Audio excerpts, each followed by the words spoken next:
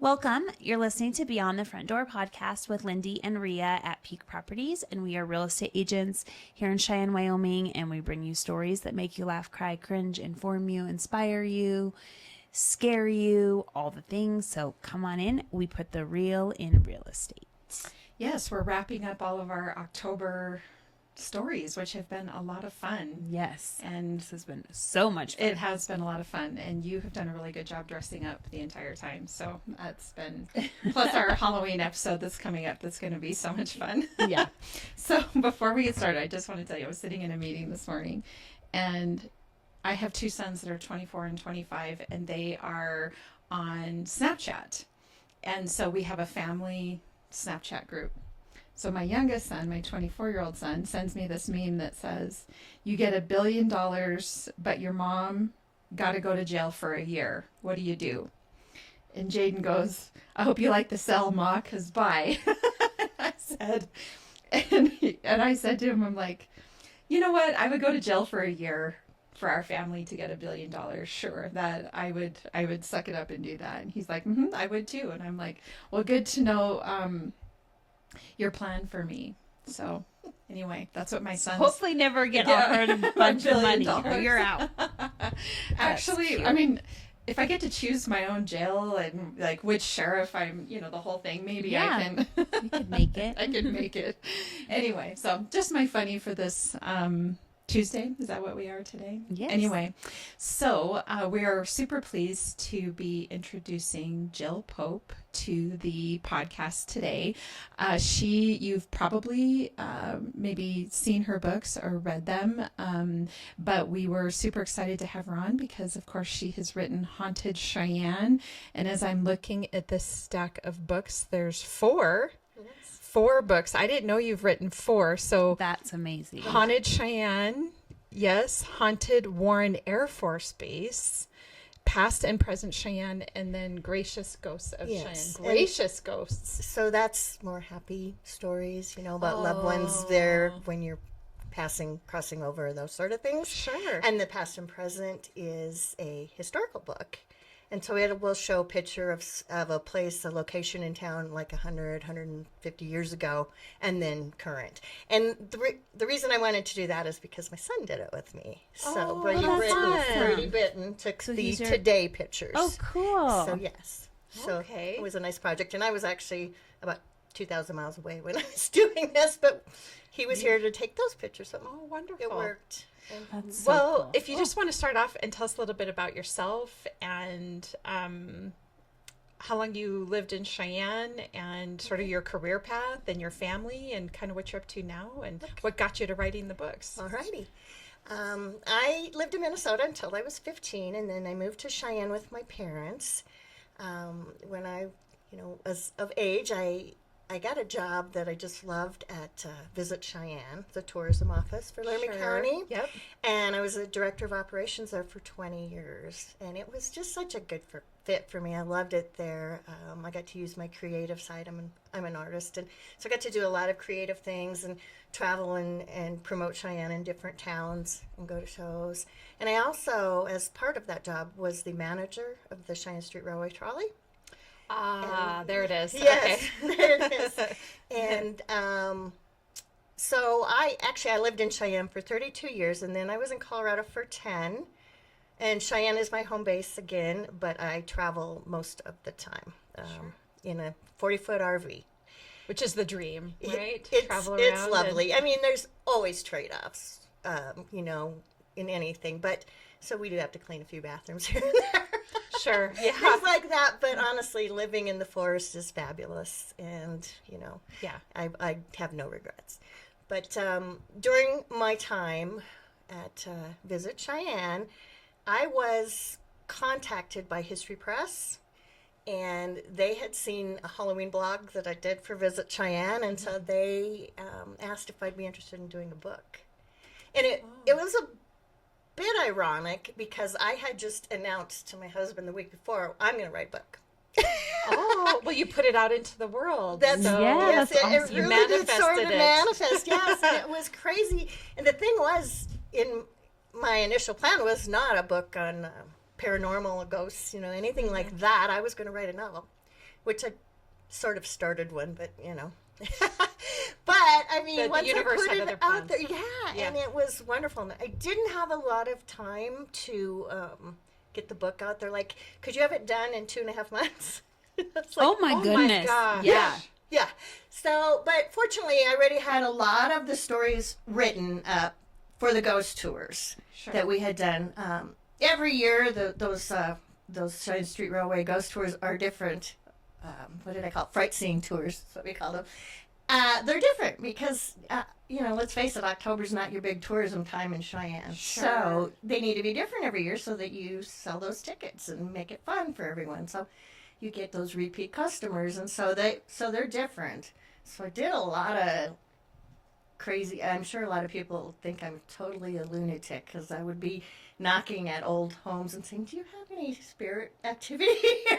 So you were like door knocking. I was door knocking. Like Wow. finding the stories. Yes, because I wanted, new stories, and it worked. I mean, I got a lot of good stories that way, and after a while, I sort of got the reputation for being the crazy ghost lady, and people would just send me emails or walk in the office. One day I had a 92-year-old man walk in, and he had all kinds of stories for me. And, that was the interesting thing, is it was never one certain type of person. You might think it might be all the kind of woo-woo, maybe hippie sort or something, but it's not. No. I got stories from every walk of life, every age, and I don't know that every single one I was told was probably paranormal. Sure. There could be a lot of scientific, coincidences.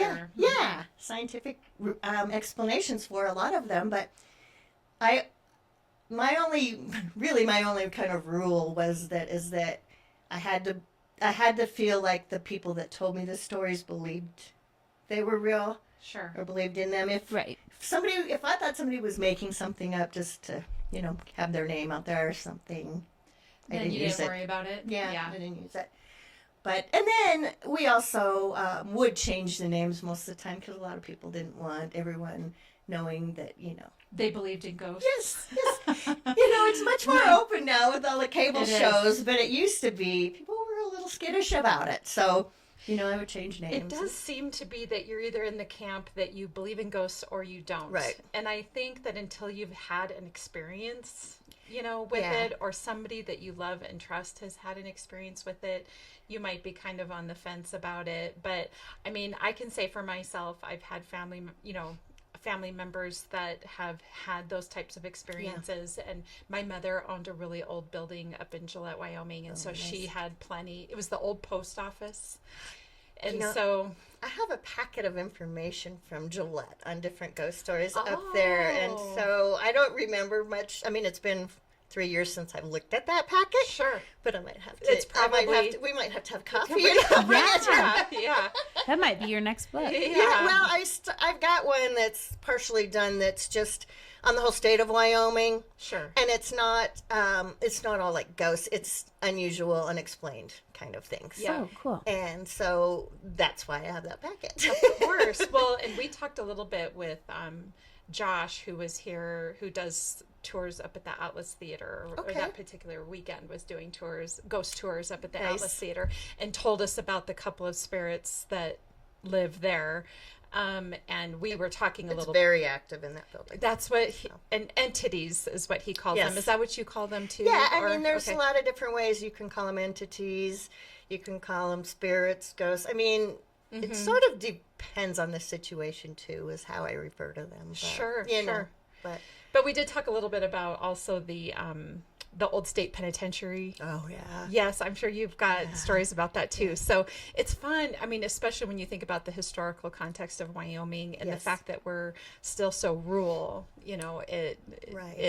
people are still using all those buildings, all those spaces. Yes. And so it opens up the opportunity for experiences. And that's something that I've always tried to strive to do with the ghost stories, is to find some history about the building, the home, the, business. And a lot of times I would actually, I got to be so geeky about all this. I love it. We want it. I would spend, hours on my days off and things at the state archives. Sure. And I would look for it's really pitiful, but I would look for tragedies. Sure. And then I would note, just keep note of some of the really bad tragedies and the dates. And then, more than once, I'd get a new ghost story and I would look and I had them on my list. Sure. So then when I would there's write corroborate. stories, if they tied together at all, then Yeah. I would, that's of course how we spend them on the trolley tours, for sure. Sure. But Well, so do you have a favorite story that you're willing to share? yeah, I have. It's always hard to pick a favorite one. Well, you can pick a couple favorites. We have time. Yeah.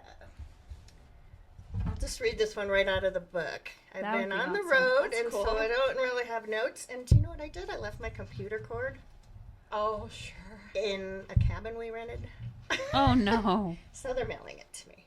But Now, have you personally had any experience? oh yes, here's what happens when you start telling ghost stories, your spirit stories. They come to you.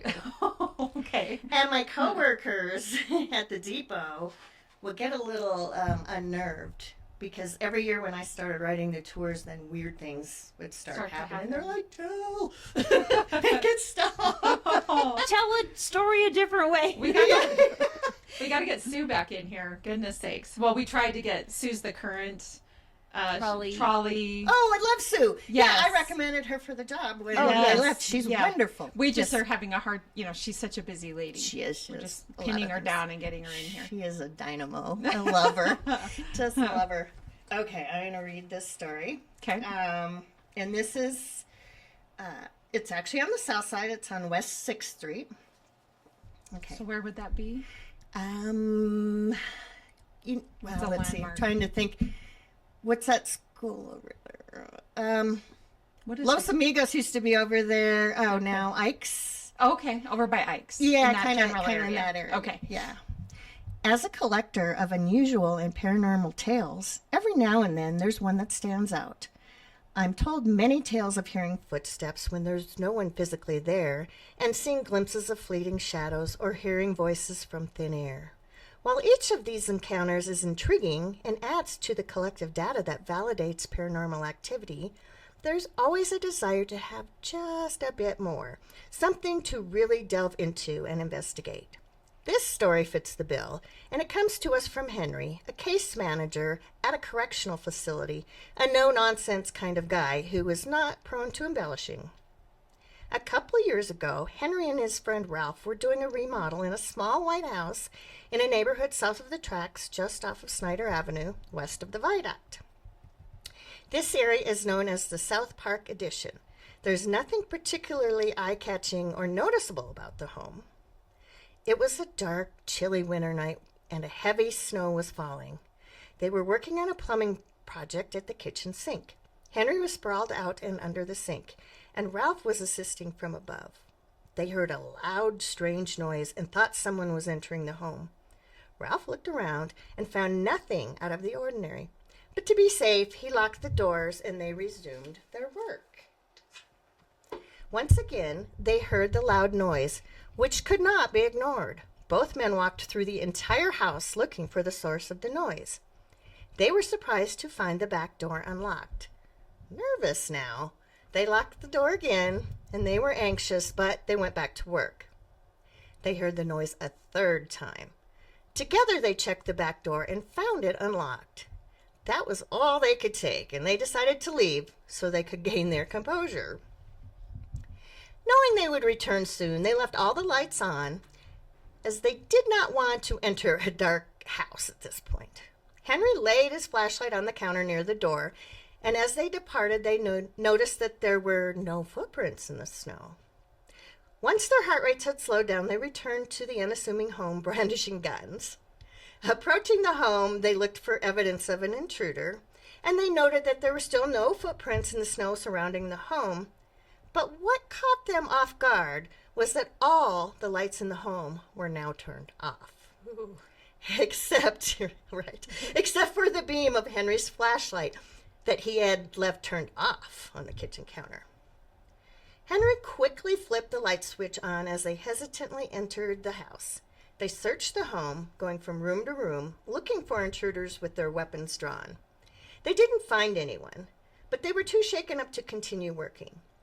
Hurriedly, they gathered their tools and headed to the door to leave. But they stopped dead in their tracks, paralyzed by fear as they both read the words, "Help me," etched in the frost on the back door window. There were still no footprints in the snow as they darted to their cars. They finished the remainder of the project in the daylight hours. Ooh. Right? That one always kind of got to me. I was like, ooh. And especially because of the person who told me this story. I mean, he wasn't the stereotype that you Right. think would Right. even You don't think he believe it. was making it up? Oh, no. Right. No, he was freaked out. He Yeah. was completely, yeah. And again, he worked as a, like, sort of a, not a prison guard, but similar to that, sort of, yeah. Did you do research and see if anyone died in that house? I or- hadn't found anything, but On that later one? I met somebody who lived across the street, Oh. and she was seeing figures, entities standing at the foot of her bed, and Oh. and it wasn't, you know, a lot of times, like in the book Gracious Ghosts, they're not vicious or, you know, It's not anything. scary. Yeah, there's nothing evil. They're just making their presence known, and hoping, you know, maybe to communicate with you or something. But in this case, she felt very threatened. So there's a lot of different types of stories, which also keeps it interesting. And Yes. I do always try to, you know, especially with the buildings downtown and things, I always try to give some good historical footings, you know, to the story, so you get to feel. And so even if you're not really convinced about the ghosts, you might really enjoy the history that's in the books as well. Sure. The history and Yeah. The buildings and the locations, and you know, Cheyenne isn't that old, but its history is intriguing. I mean, we had Wild Bill here, we had Calamity Jane here, we had Wyatt Earp here. Wyatt Earp worked at a Wells Fargo for a while, you know. So we just we had a lot of fun, and Cheyenne at one point was the richest city per capita in the United States. I think we've heard that a little bit. And I was thinking, because I think I did one of the trolley tours, and they were talking about how, like, people on the East Coast were sending their young adults out here. It was like Yes. the societal Yes. place to be. Yes, You know, it and was they, booming you know, we and- had a lot of our founding fathers were like coming from Scotland and, you know, Yeah. Ireland and different places as well, and they had a lot of money. And I'm sure there was the allure of the West. Absolutely, Right? absolutely, yeah. Cowboys and Yes, and you know, it's fun. There, I've read some different articles and letters like that, like this Reverend, I think it was Reverend Cook, wrote back and just saying how appalling it was, all the gambling and the carrying on and the sordid women, and you know, so it's really intriguing. And I was never really that into history in school, but when I got this job and you know, the original trolley script, I just thought it was a little dry. Sure. So I wanted to, you know, tell stories that were going to make people smile and enjoy the tour. And, you know, I never made anything up, but you certainly want it to be entertaining. That's People aren't here Well, for you a clearly civic write lesson. very well and write a Yes. story very well Yes. and tell it. Thank you. Thank you. Well, and you were out door knocking to learn other stories. Oh, And yeah. Did you do that like mainly in the downtown area here? Well, or- you know, yeah, where the older homes are. Sure. But, you know, sometimes a lot of times, so when I would start to do a new route for the upcoming Halloween, I would get a map and I would put dots on all the news stories that I had and their location. Okay. So then you start getting a route a little bit. So then I go along that route, and anywhere I didn't have enough stories, I was knocking on doors, trying to fill in and see if I could learn anything. And we, you know, I really should mention Valerie Martin. She's been with the trolley like 30 years. I mean, a long time. I'm not exactly sure of the number, but she's very enthusiastic and very fun. And she has also gathered a lot of the stories and done a lot. And yeah, she's pretty amazing. And she owns the Emma's Old Time Photos downtown. Oh, Oh, sure. okay, yes. So she's working in the Heinz building, which I'm sure she has acquired a lot of new stories there since I've been gone. Sure. Yeah, that's full of a lot of interesting things as well. So how about the Haunted Warren Air Force Base? Now, did you ever live on the base? Because No, I didn't. Okay. But there's lots of stories about the base. Yeah, I've heard stories. Tons of stories about the base. And almost every year, the officers' wives would want to rent the trolley and have a tour out there. You know, and they'd bring their kids and all that. So it was a little hard because we didn't have much access to practice. They'd usually let us on once before to run it, and that's usually daylight when we're running it, and then we get out there at night and we're like, oh, is this the right street? You know? Yeah. But they also shared their stories of living in those homes, and you know, once Facebook came along, I started getting people contacting me that way too. So that was wonderful. Yeah. I mean, when stories come to you and you don't have to knock on doors, it's lovely. Yeah. But and I did want to mention I'm on Prime TV. There's a show called Paranormal Highway, and I think every Cheyenne person should watch it because episode 2 of the 5 is all about Cheyenne. Really? Absolutely. So you need to watch it. So it's what's really it called again? Paranormal Highway. Okay. It's on Prime TV, and episode 2 is all about Cheyenne. And my interview took place in the Atlas Theater because, you know, I couldn't think of a better place. It's just beautiful and haunted. Yeah. So, yeah. And, you know, there was quite a story years ago, before it was the Atlas Theater, at that location, there was a gas explosion, and the building that was there just collapsed. Right. Well, upstairs people lived, and so a general, a military general, was killed. His name was Van de Sant, and there was 2 little brothers, Gussie and Frankie, who were 4 and 6, and they found them in the rubble with their arms around each other on the mattress still, you know, just still collapsed. Oh. And so there is often little boys seen in the Atlas for one thing, but, you know, that's just one of those historical tragedies that I'm talking about, you know. Mm-hmm. Does it seem like more of the stories have to do with tragedy? Like they died in a tragic way, or is there a pattern? Not always, but I think, you know, the theory is out there that, you know, when there's something that's so emotional and so dramatic and drastic, that it tends to cause more paranormal activity. Sure. So, but then there's also, there used to be Carnival Antiques on Lincoln Way, and it was across from the parking garage. And Linda that owned it was just a card. She was a lot of fun. And she was very outgoing and boisterous. And so, like, one day she looks up and she sees this woman, and she's kind of in Victorian clothes. And, you know, Linda's like, oh, how fun. I love your outfit. And she's carrying on. And all of a sudden she realizes, you know, well, this woman just vanishes in front of her. Oh. And she had a man that she would see, you know, it became a regular event after a while, but she could see through him. So, wow. The woman, however, seemed very solid, very opaque, but was out wandering around outside. Yeah. And that would be crazy. She had just the coolest antiques. It was a great store. It was very sad when they closed, but she had a lot of antique doors. She had a big back room, a big sort of warehousey room for all this extra kind of things like that, and she had furniture.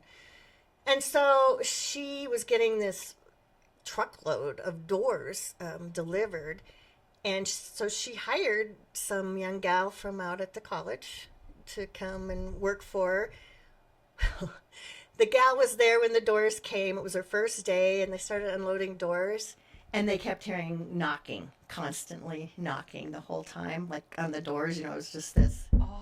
And so the girl quit. She never came out. She was so freaked out. Oh, interesting. So it wasn't just on one door. It was like on all the doors that were coming in. She just hear this constant knocking in, and she was just overwhelmed by it. So yeah. Linda kind of liked it, I think. Yeah.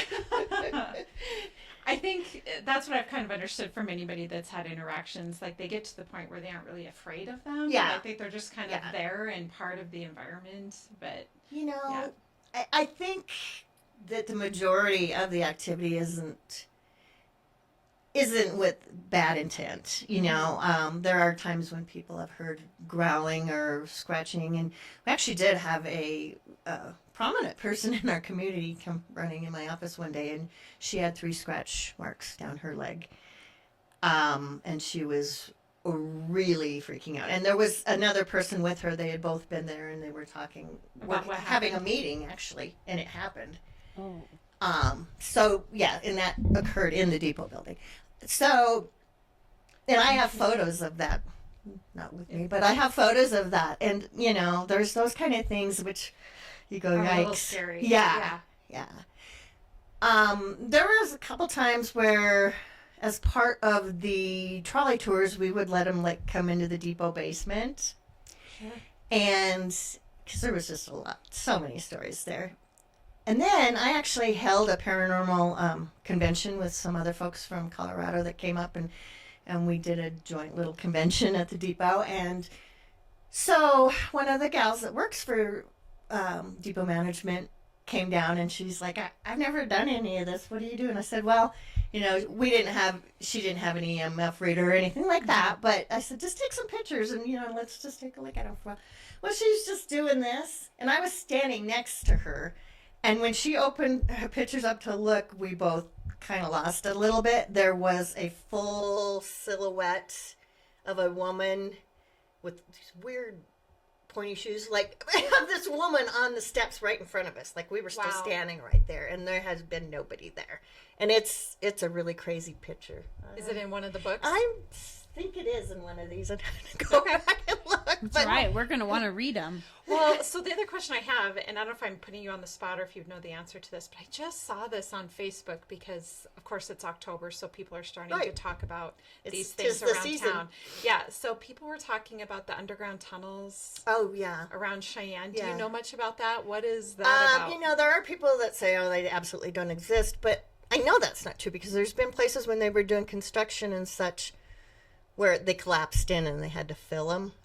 And there was some that were like steam tunnels too. Sure.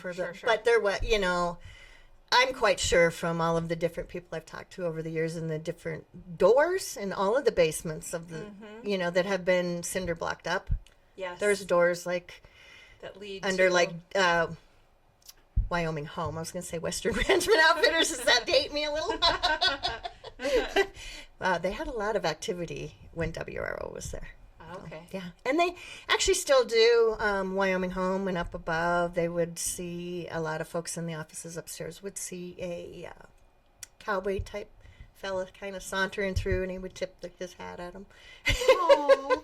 You know, again, not evil. Yeah. But just there.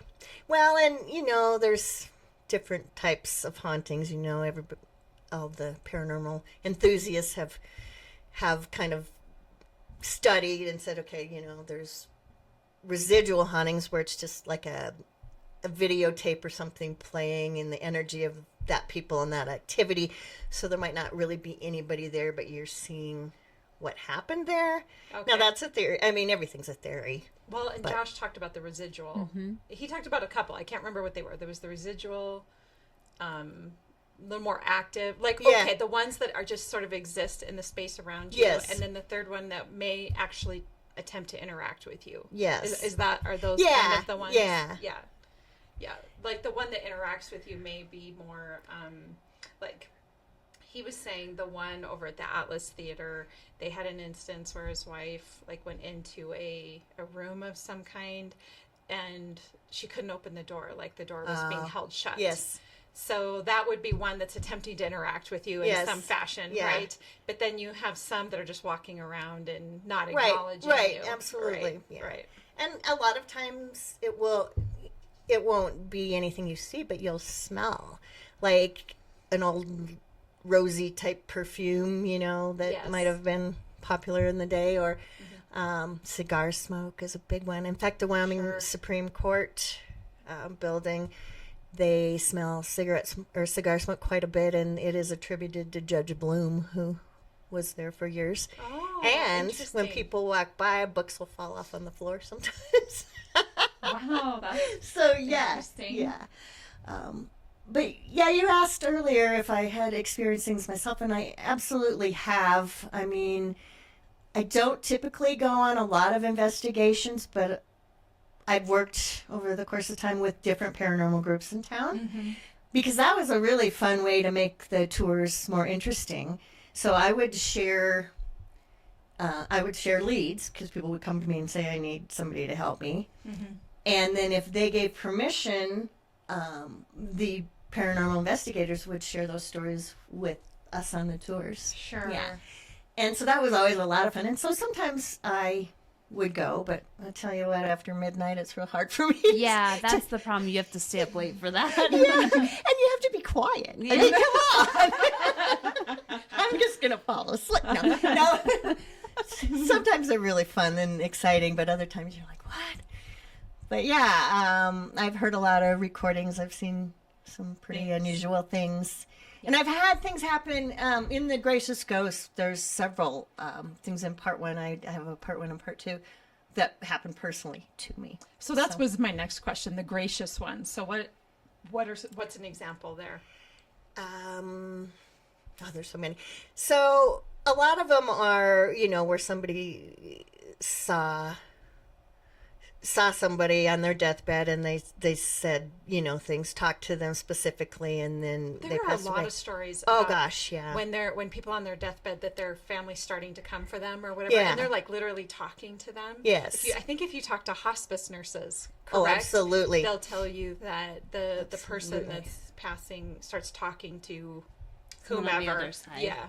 At the old DePaul Hospital, they used to see a nun, the vision of a nun, quite a bit. And there's something about having the I'm window sure. open. Yes. What is it's that so about? It's an old belief, and I'm not sure which culture. Scottish comes to mind, but I'm not sure that's correct. But that the spirit needed to be able to go out the window to rise. Yeah. There's and something so, about having the window open. Yes. Yeah, that Yep. is. Let's see. I was trying to think if I had any that were.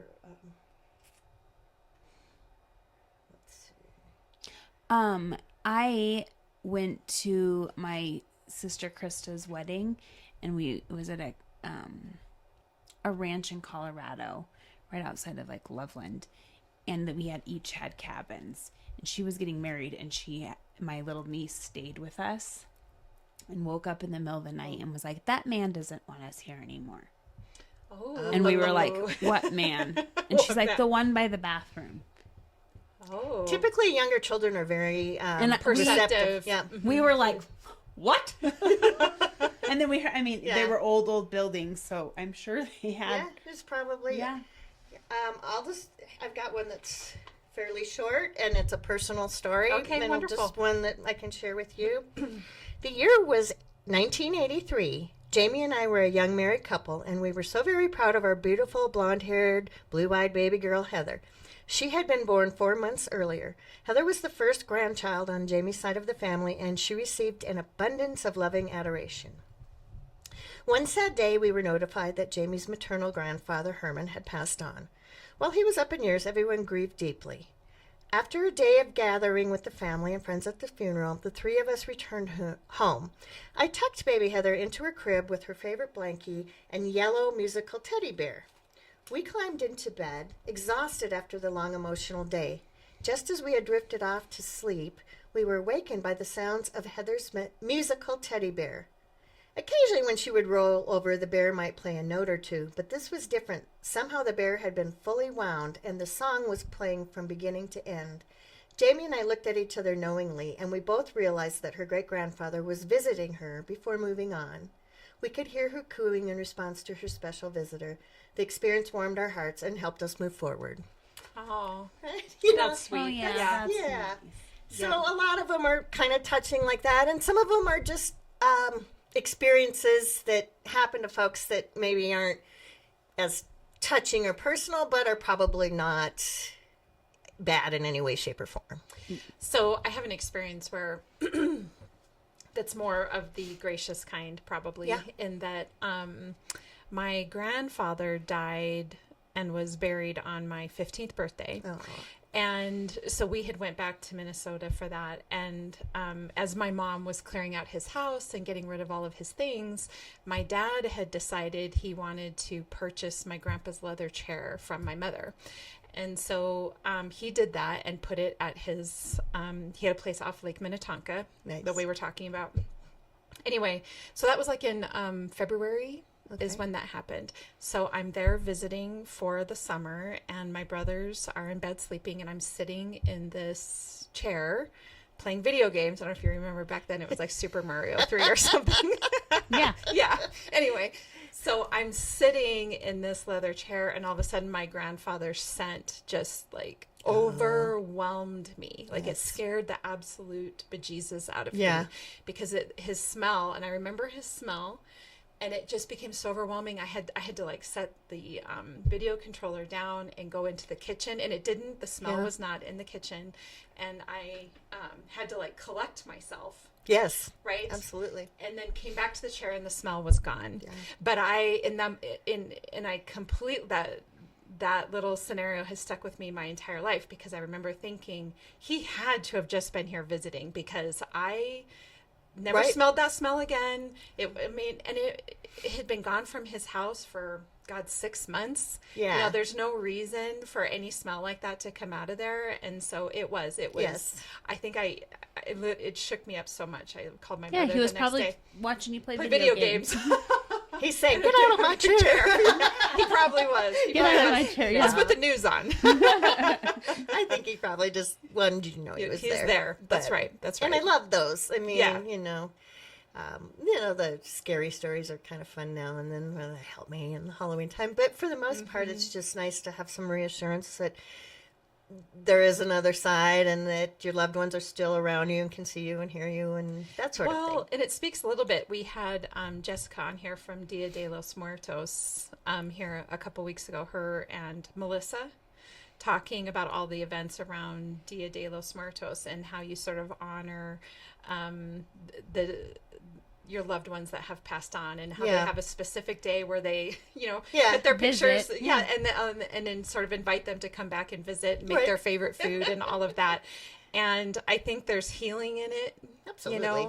Especially if you're really missing, and that loss is creating a lot of pain for you, or even if it's not. And we even talked about the fact that, it does create a sense of, for those that are living, that you're going to continue on after you pass, because your loved ones are going to continue to honor you. Yes. And I think that's what we all want, right? Like, we don't want to be forgotten. Absolutely. We're here on earth, loving everybody around us. And just like what has been said, 100 years from now, none of us are going to be here. Yeah. No, people are barely, are they even going to know our names? But maybe we'll be in the History of Cheyenne book somewhere. That's right. You might.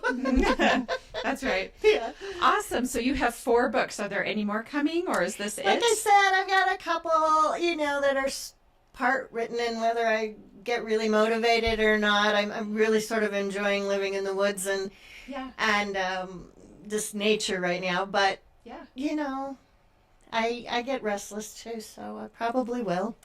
Well, I had no idea you had 4 of them. I knew the one, the Haunted Cheyenne, but I did not know about the other 3. So I will be picking those up for myself and reading through them. So that's really great that you did that. Where can people find your books if they would like to buy them? You can get them at Barnes & Noble in town.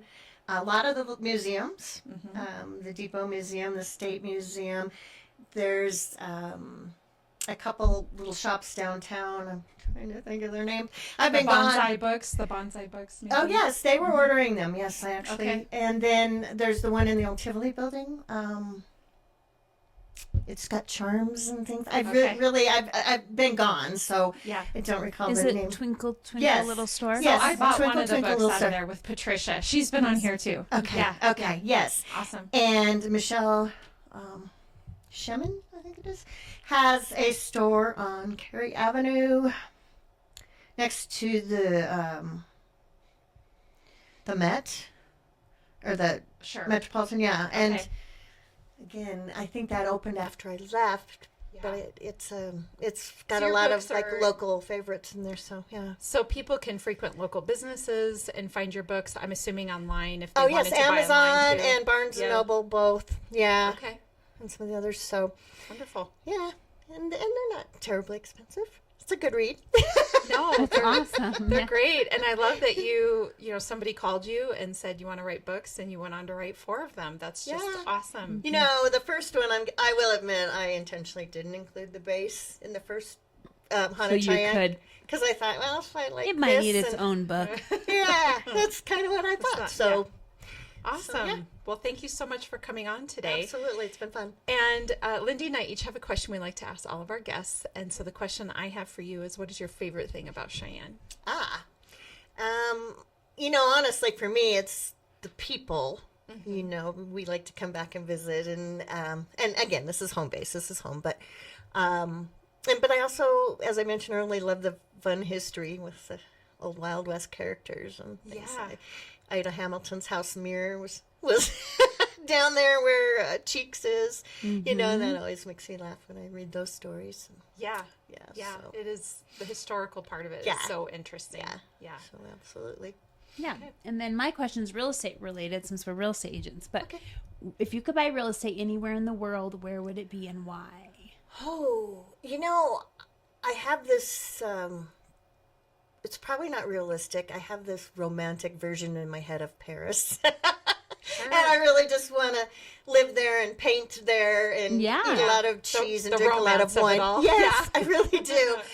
So that is one of the things. And I also have a real love for North Carolina. I don't know why, I just do. We spent a couple months hosting on the Lake Hatteras. Okay. And that was really fun. However, Yeah. we did have to survive Hurricane Ian. So.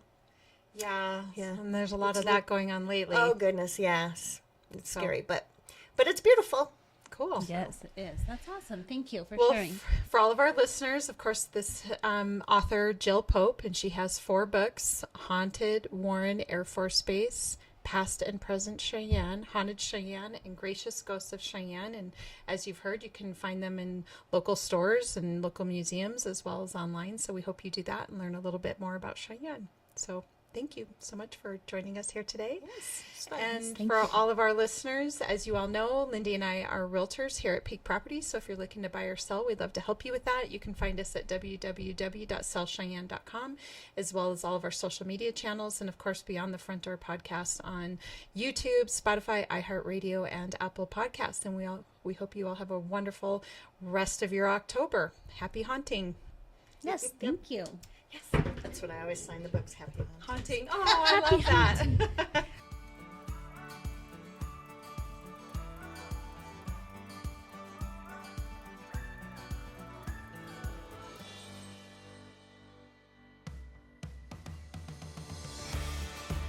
Whether you plan to buy, sell, or invest in southeastern Wyoming, turn to Peak Properties. Family and veteran owned and operated, we work diligently for you. Unlike other larger companies, we take time to learn about you, understand your specific real estate needs, and remain easily accessible if you have any questions. Being a veteran and family owned and operated company means a high level of commitment, trust, and loyalty. Our family culture sets us apart. We work as a team. We develop not just professional, but personal relationships with our clients. When you choose Peak Properties, you become part of our real estate family. Looking to relocate to Wyoming or just move across town? Peak will be there for you every step of the way. Recognized for excellence and dedication in the real estate profession, we're proud to be one of the most trusted and knowledgeable names in our industry. Let Peak help you find your dream home or investment property today. Our agents will make sure you're informed and listened to as they guide you to fulfilling your real estate goals. Reach out today. We have sold and purchased several homes through Peak Properties, and each time I've been impressed. They are great about guiding us in the right direction and always being in our corner. Peak Properties. Let our family show you the way home.